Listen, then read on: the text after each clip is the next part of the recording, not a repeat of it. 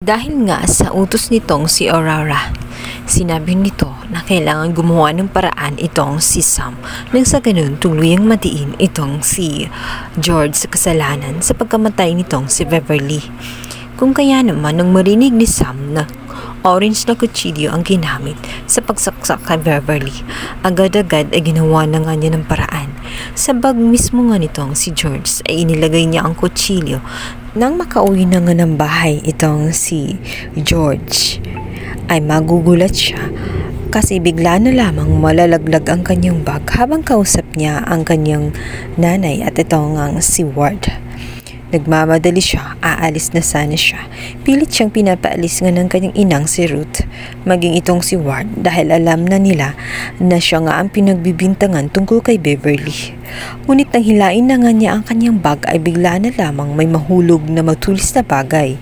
At gulat na gulat sila sapagkat ang kutsilyo na orange ay naroon sa bag nitong si George. Pilit nga nilang itatago ang naturang kutsilyo, baka may makakita pa nga sa kanila.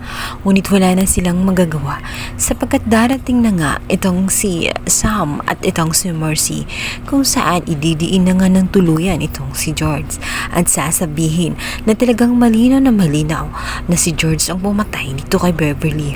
Malaki ang galit ni George dito kay Beverly. Balit ipiniliwanag ni George sa lahat na kahit ganun kalaki ang galit niya dito kay Beverly ay hindi niya magagawa ang mga bagay na iyon.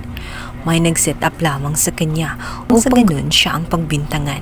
Maaaring may pumasok sa loob ng kanyang bahay. Nagkagulo na nga itong si Ruth at itong si Mercy. Sinabi ni Mercy na hindi niya dapat pinagbibintangan ang kanyang anak na si Sam dahil dinidiin nga nitong si Ruth na maaring ang may pakana ng lahat ay si Sam. Siya ang nag-set up dahil sa gusto nito na mapahamak ang kanyang anak na si George. Kaya naman nagpang-abot sila at nagkasampalan na nga sa harapan